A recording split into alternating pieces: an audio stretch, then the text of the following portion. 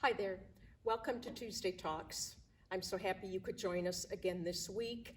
And we have a very special guest today, Libor Ondras. Hi, Libor. Hi, Judy. Our music director and conductor, as you well know.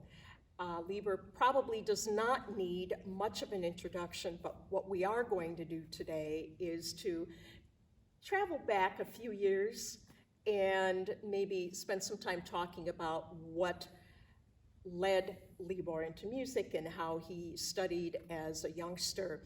But before we get into that, you may notice where we are here.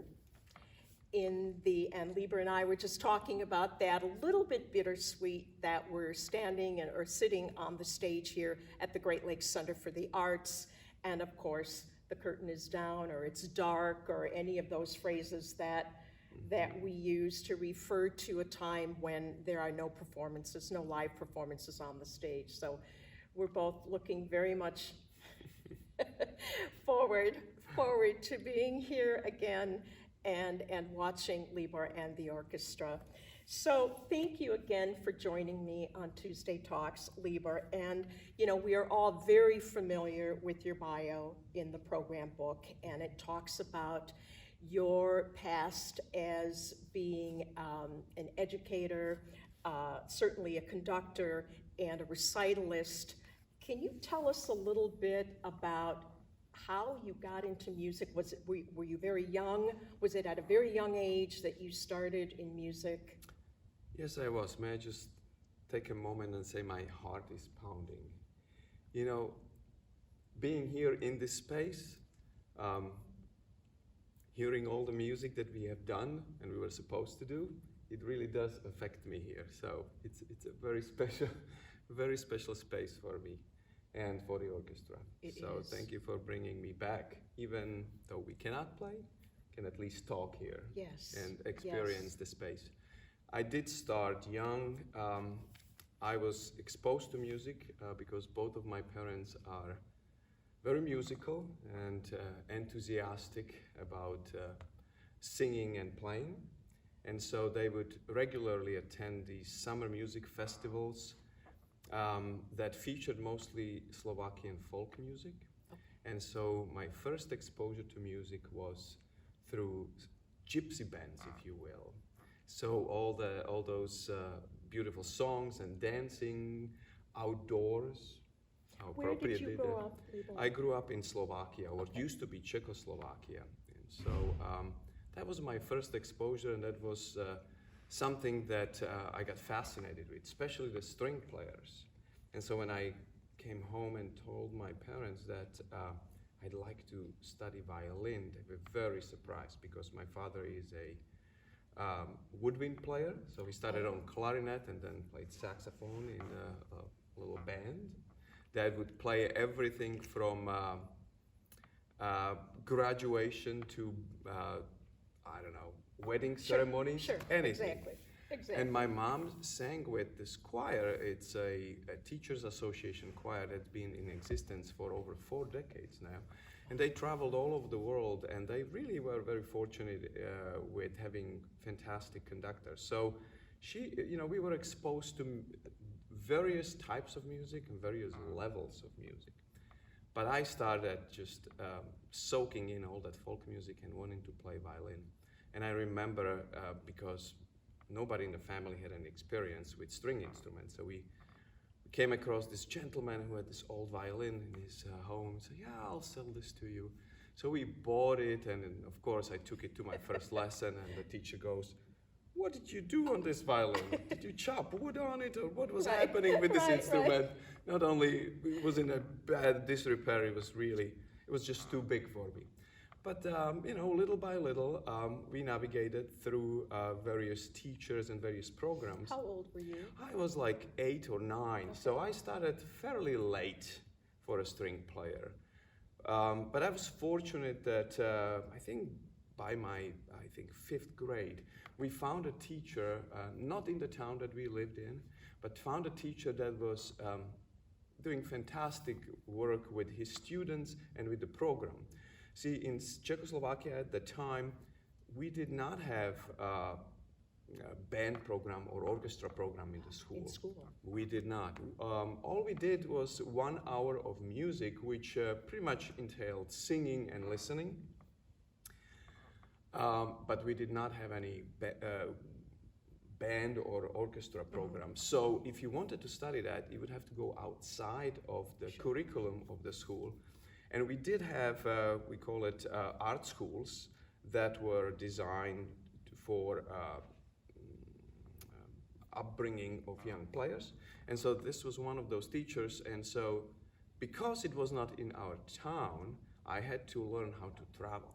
And so that sort of, I think, brought another bug in me, and that is love for travel, because I was introduced to it very young. Sure. So I had to use public transportation, and that meant I have to be able to read, the schedule. Get on the train. Get on the train, or actually I had to use bus there. And so it made me very independent from early on, and that exposed me also different regions. I mean, it was a hour-long drive, but still, goodness. yeah, Okay. it was By still a train. by bus. By bus. Okay. Yes. So so that was very unique, and through that program I gained other perspectives. Like I got to play in string ensemble, and a very fine one too. And I remember one time Slovakian TV came out and did a report on us, Goodness. and so I felt like a little star in the family. It's like, Yeah, there is Libor on the TV. Everybody was watching. And your whole family is watching. Well, and you Exactly. were very dedicated. I mean, an hour drive on a bus. Yes. To Yes. go to the program and have your Yes, lesson. and then have a lesson and Yeah. come back. Yeah. So, so I was fortunate enough to sort of catch on, even though I started late, and then be ready for auditions when it came to high school, which at that point was either to go to a regular high school or performing arts high school, which is the Conservatory of Bratislava. And that's where I ended up going. And then completely changed my path, because then I moved into a boarding school environment. So I was completely on my own. I would visit In high school. in high school. Yeah. I would visit during the weekends, but most of the time I would be on my own in a big city in Bratislava, considered the biggest city in Slovakia or Czechoslovakia there, and attending concerts on daily basis, being exposed to just so much of a new material, both practicing as a practicing musician, both as and theory and history, and You were all of just that was immersed. completely new, Yeah. completely new. Immersed in music Yeah. and performing. Yes. And from there, then you went to the Moscow Conservatory? Then, yes. So, then I started plotting, okay, what's my next best step? And one of pedagogues at the Conservatory in Bratislava asked me, at that time I was studying violin. And I graduated with my Bachelor of Music on violin. But at that time, he approached me asking what I think about playing viola, because I was taller, I had long arms and fingers. He said, I think you're a good candidate to play viola. And, I looked at him, viola? No way. No way I would give up the violin repertoire to play viola. Right. But there was a different reason for it, and that was I was in the next generation of young musicians that was to either join the Slovak Philharmonic or do something else. But there was one outstanding string quartet, a Moises quartet in Slovakia, and they were the generation above me. And they said, we need to form another Slovakian quartet, and we need a violist for this group. Oh. And so that changed my mind, because suddenly that gave me the opportunity to, rather than just to, no, not just to, but rather than only following the orchestral path, here I could be actually playing string quartet for a living. And that was very appealing. And so gradually, I'm going from a linear, a melodic instrument, oh, here's the violin, I'm the soloist. To, okay, so what's the next thing? If you're not going to be the soloist virtuoso, managed and traveling all over, you better join the orchestra. But then, you know, you're one of so many in that section. Right. You could do the chamber music for a living. And I thought, oh, that is a fantastic path. And so from single line, I went to 4 lines and started playing in this group. And then, when I moved to the next level, which was a university or college level, then there was the option of applying for scholarships. And one of those was for Moscow Conservatory. And I was fortunate enough to receive that scholarship, so I can go and study to Moscow Conservatory. And at that time, it was led by Druzhinin, who was the head of the string faculty, and had like 6 or 7 violists that had fantastic studios from all over, well, not just Russia, Sure. the world. Sure. And one of Right, those sure. was this young, really up-and-coming violist, Yuri Bashme, who won the 2nd prize at the Munich International Competition. And he was this very unusual persona with long black hair, sweeping gestures, very young, very, very self-confident. Sweeping gestures, like Sweeping, somebody oh I my know. goodness. I remember coming to his concerts. He was playing a lot of chamber music with another distinguished group of players like Sviatoslav Richter and Natalia Gutman, the cellist, and others. And so we are sitting there waiting for the concert to begin. 30 minutes later, nothing. What's happening? Then somebody comes and announces, "We are very sorry, but the concert's gonna start in another 15 minutes as our maestro Bashme is stuck in traffic," and those things. It's like, and so he was treated as this international superstar. Sure. So it was very appealing. So when I got into his studio, and the exposure to what this Russian school was teaching about tone production and all that. So at that point, if I had any doubts about, do I want to stick with violin or go to viola, has completely been obliterated. So viola was just so beautiful, and there was so much to be learned and explored, especially in terms of tone production. So that's how I ended up in Moscow. Well, and then I know you journeyed, sort of, if you will, to Prague. Yes. But, and maybe we'll fast forward just a little bit, because then you found yourself in the United States. I think Texas University of Houston. Yes. And then University of Florida. So talk a little bit about that. All of a sudden, boom, you're in the States. Why was that? Well, I ended up continuing at my master's level in Prague, working with another fantastic violist. In performance. In performance. Okay. Another fantastic violist who was a principal viola of Czech Philharmonics for 30-some years. I remember him telling me the story that Karajan came to the rehearsal toward the end of his tenure, and he says, "You are still here? Don't you have some other violists? What are you doing in the principal?" It was that good. Yeah. But so I studied with this fantastic gentleman, Jaroslav Motlik, who was also a conductor, or studied conducting with Sergiu Celibidache.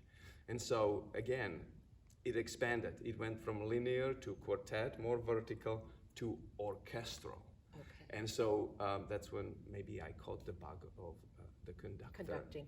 I was going to ask you, Yeah. obviously, there was yet another expansion. That happened along the way. Yeah. So that was pretty much after you came to the United States then, where you Yes. caught that bug? Yeah. Then I got another opportunity through scholarship to come and study in the United States. I came to sort of experience Chamber Music Festival in Taos, New Mexico.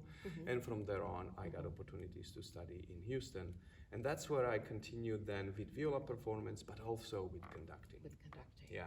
And from there on, I've sort of followed a chain of paths that I could follow at the time. It could be either because of being international student, I could only stay here either on student visa or working visa. Right. And so working visa meant I either get a job in orchestra or I get a job in academia, because I was working on my doctorate. And so I follow a string of, my first job actually in academia was the one that sort of combined the two. I was in Utah in a small liberal arts college called Snow College. It was just outside of Provo, and I was playing pretty much full-time with Utah Symphony under Keith Lockhart. And that was kind of a forming time for me where I decided, what is it that I really want to do? I was deciding, do I want to stay full-time as an orchestra player or as a teacher? And I decided, obviously, I need both. So from that point on, I just followed a series of academia positions. One of those was University of Tampa, and at that time I also played with the Florida Orchestra and opera company at Opera Tampa. And same thing happened here, but rather than playing in the orchestra, I had this opportunity to audition for GLCO, music director position, and so ended up doing a little bit of both. I'm teaching in Grand Rapids at the community college, and I'm conducting this fine ensemble and working up here, which is just a tremendous joy and honor. Well, it's just a thrill for us to have you here, and it's been now 5 seasons, 5 years. Yes. And you know, it is wonderful. I'm sure it maybe pulls at you from time to time, but it's wonderful how you can combine the conducting, where you're standing out in front and listening and encouraging and helping and making all of that into such beautiful music that we hear. And yet there are times where you turn around, if you will, and you've got your viola and you're performing along with the orchestra. And so it's been just wonderful for us, the audience, and all of our GLCO community to be able to see you conduct and also play. And I can't even ask you what you prefer to do, because I'm sure that it's both. It is, you're right. And they both feed each other. You know, as an instrumentalist, having all the experience playing in these orchestras, during a graduate studies in Houston, I was the violist in the Houston Grand Opera Orchestra. I substituted frequently with Houston Symphony. I was a member of the New World Symphony, performed during the summer programs like Pacific Music Festivals. So in Japan, I performed with orchestra there, student orchestra, and also a small ensemble from the Vienna Philharmonics. So all of those playing experiences and working with distinguished conductors gave me the unique perspective that now I use to guide me as a conductor. You know, I know this has worked, this has not worked. And reminding myself of those experiences that helps me to be more effective and efficient, and hopefully better prepared conductor. And orchestras can be funny animals, can't they? Yes, yes. and I was going to say that I know that our GLCO musicians just really appreciate you and enjoy working with you, and I think that we see as an audience, and certainly I see in my position, that's kind of a two-way street. I think you have a great deal of respect and I think you're love. right. I think you're right. And if we look at the ensembles that thrive, it's not that they have this prima donna conductor and everybody obeys. It's the mutual respect and the drive to enjoy creating process or creative process. And so when we look at those examples, whether it's LA Philharmonics and Dudamel, and others, where you have that passion on the podium, but also in the orchestra, then the orchestra can rise to the next level. Yes. And I feel that we were very fortunate. I feel that it's kind of like a family that we have, and everybody is in it for the right reason. You know, it's not a gigging ensemble. This is a real thing, and to be able to rise to the levels that we did would not be possible without everybody's commitment to it and passion. And that's very true, because the musicality and the quality of music and the type of music, Yeah. we're just sort of raising the bar, and the musicians are right there with you and are performing at their very peak and their very best, and the resulting concert is outstanding.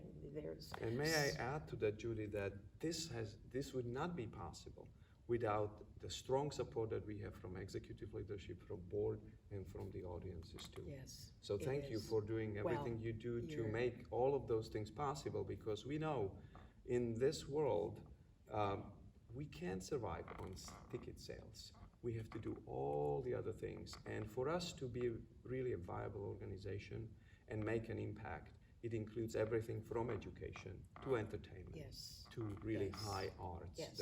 and collaboration. As our mission statement says, you're just leading us right back to our mission statement to entertain, inspire, and educate.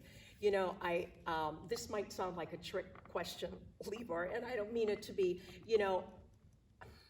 what is your vision for GLCO? So let me step back from that question a minute, because of course, here we are, COVID.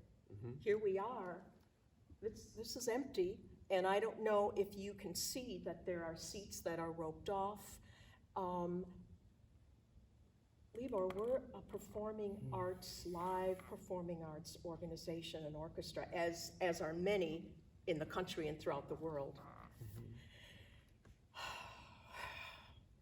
Where we are doing things online, and it's a little bit difficult to navigate, isn't it? It is. I find that initially we were able to stay excited and positive and in the spotlight through the technology, offering all these online things.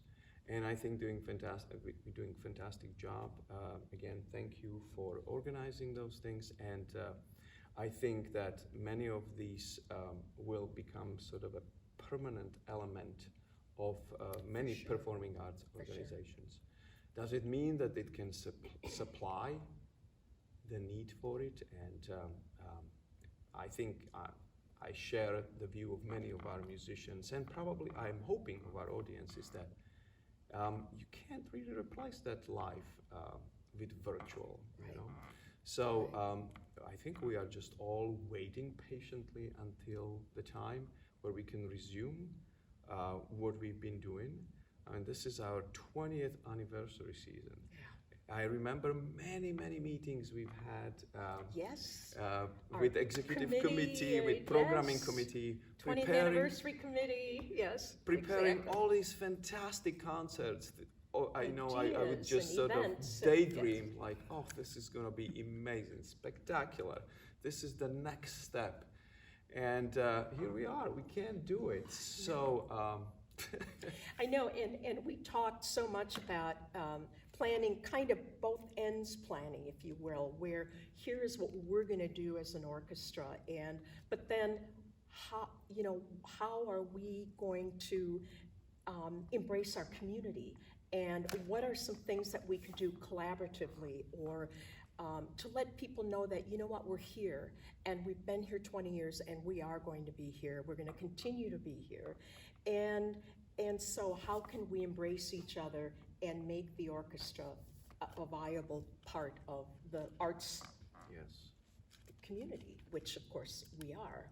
So it's an interesting place that we found ourselves. I heard you perform live last week. Libor was asked to do a presentation at one of the local Rotary groups, and he did some speaking, which was wonderful. Thank you, Libor. And then, of course, performed. And I'll never forget, there was complete silence in the room when he stopped, and the very first person that spoke was Libor, and the very first thing you said was, wow, it was so amazing to perform for a live audience. And then, of course, all of us came back and said, it was amazing to hear that live performance. It is. There is the power of the live music when you really generate some energy. That energy travels and it reaches the audience, and so we are in that circle that connects people. So that's very Exactly. Well, I want everybody out there to know that Libor and I stand together very strongly, believe so strongly in the Great Lakes Chamber Orchestra, and together we will see this through, and we will be back, and we appreciate all the support that we get from you.